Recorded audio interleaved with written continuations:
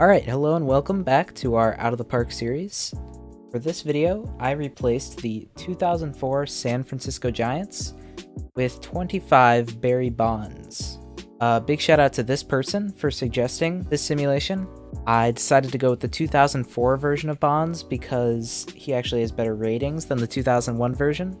This is basically the peak of potentially the greatest hitter in baseball history, you know, steroids or no. Just performance-wise, possibly the best offensive performance in history. He got intentionally walked more than elite on-base guys get regularly walked. And that's pretty much all there is to say about it. I mean, he's got max contact, max home run power, max discipline, and good gap power and good at avoiding Ks. And he's 39, and he did steroids. He's even got a 70 for stealing, despite being a 25 on speed. It's kind of crazy. But at the same time, while he is obviously an amazing hitter, not so much for the pitching, and he's going to have to do both. At the end of this video, I am also going to do a bonus simulation, which we'll just look at for a quick minute. Sort of a smaller thing, so stick around to the end to see what happens there. We've got the team set up here, and with Mike Trout, which is comparable to this, a very good hitter, who is going to have to also pitch and play every position. He won only 4 games. Bonds, I think, will be pretty similar. He's a slightly better hitter. Well, he's a fairly better hitter. But also Trout's a better defender. They're both outfielders, but I think they'll be about equal. I think, just because a lineup of just Barry Bonds is like the most insane thing ever, I'm going to predict them to win one more game than the Trouts. That is 5 wins. That is my official prediction. If you haven't seen the other videos in this series, please check them out. I'll put the playlist down in the description and also at the end of the video. And yeah, if you have any suggestions for other players you'd like me to do or other Out of the Park sims in general, please drop that in the comments. I love doing the videos that people request. So with that in mind, all right, we have simulated to opening day. The Giants went 0-30. In spring training, which I think is pretty telling of how the season's gonna go. But like usual, we're gonna play opening day, and then we are going to sim through the rest of the season. So let's see how this goes. All right, the Bonds go down 1-2-3 in the top of the first. Not ideal, right? It looks like that'll end the inning. So the Astros score 2 in the first. It's not ideal that we're facing a lefty on opening day, because as you can see, Bonds isn't even a maxed out hitter against lefties. In my opinion, he should be, but maybe there's something I don't know. Alright, another scoreless inning from the Bondses. We're gonna quick play ahead now. Not awful.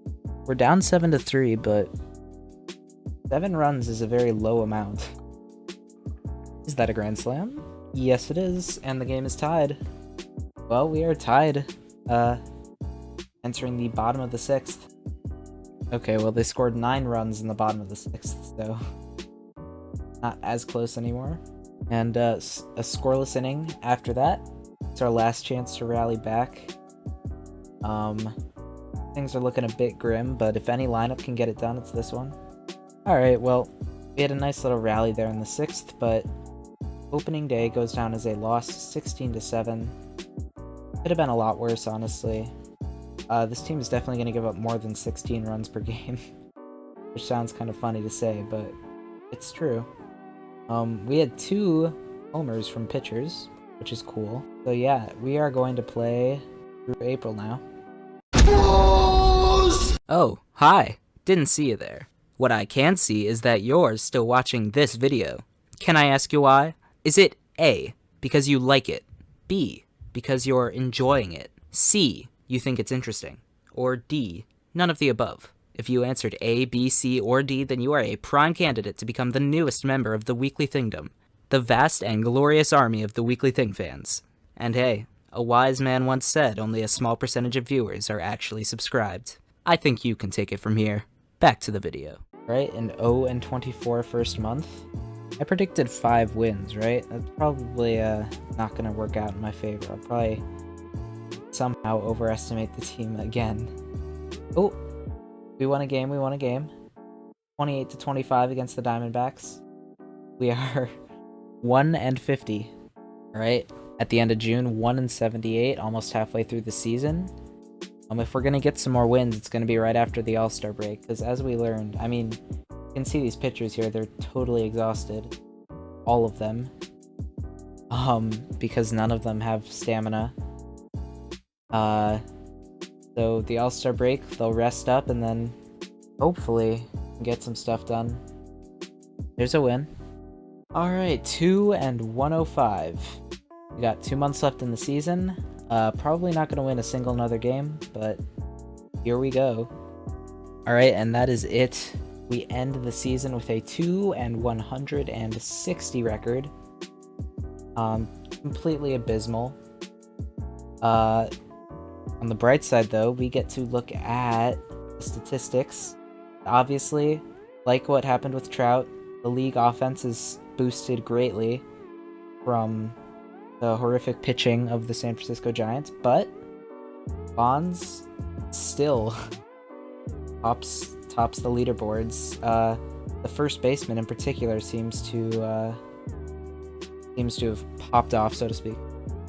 Hitting 70 homers, nearly 200 RBIs, only 4 off the record, actually. An OPS of 1181, which is far worse than he actually had that year. He had like a 1350 or something. And which Bonds is this? It's the first baseman, right? So the first baseman Bonds is worth a little under 9 wins. It is still cool to see the really boosted offense of the rest of baseball, too. Such as 68 doubles by Todd Hilton.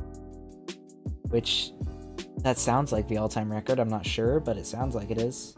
Oh my god, this guy was caught stealing 39 times, that's insane. But yeah, that's about the only positive that comes out of this, as we've learned.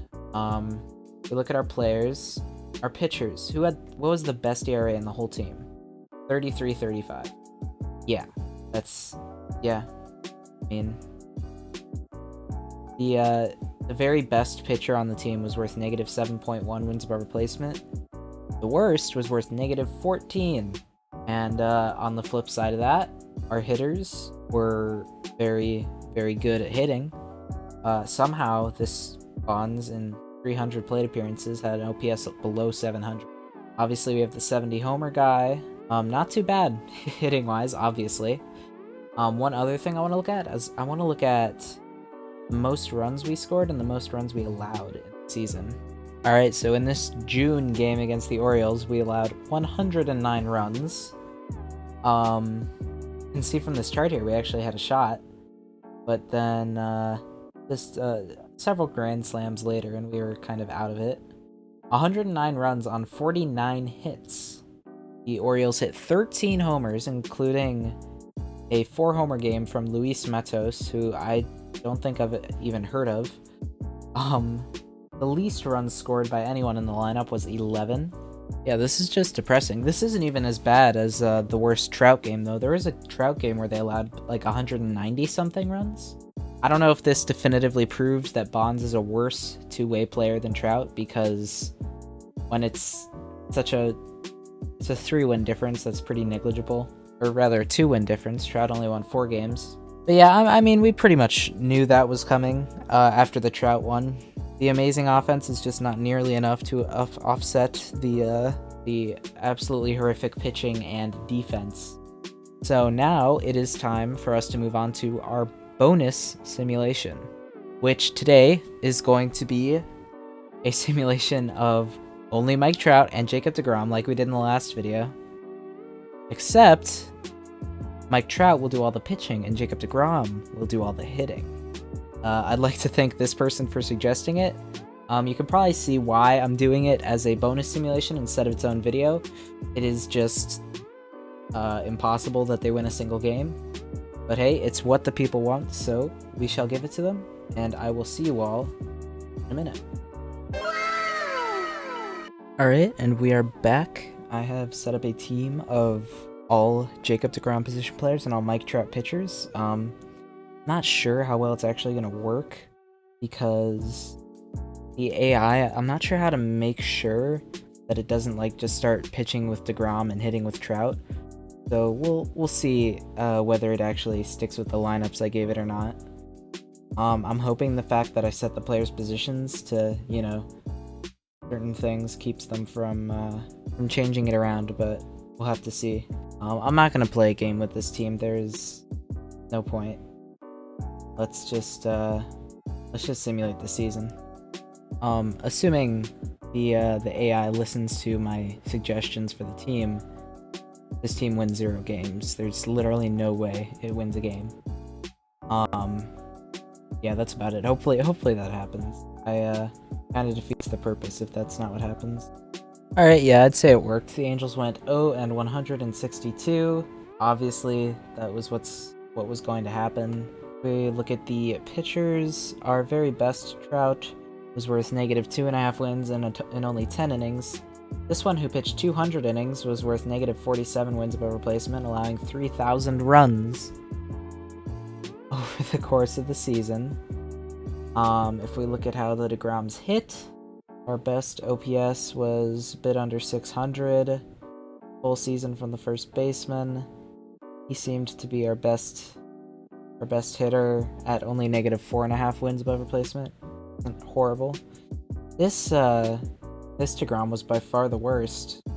Not sure what happened that made him so much worse, but it was -36 wins. Nothing about this is surprising. We knew they were going to be awful. That's pretty much it for this mini simulation. I just thought I'd add this on at the end as a fun little bonus for people who watch the whole video and who made it this far, just to see how absolutely horrible this team is. So that'll be about it for this video. Again, if you enjoyed, please like and subscribe to see the rest of these videos. You can check out the playlist for the ones that we've already made. Let me know in the comments what other Out of the Park content or content in general you'd like to see from the channel. And as always, thanks for watching, and see you next time.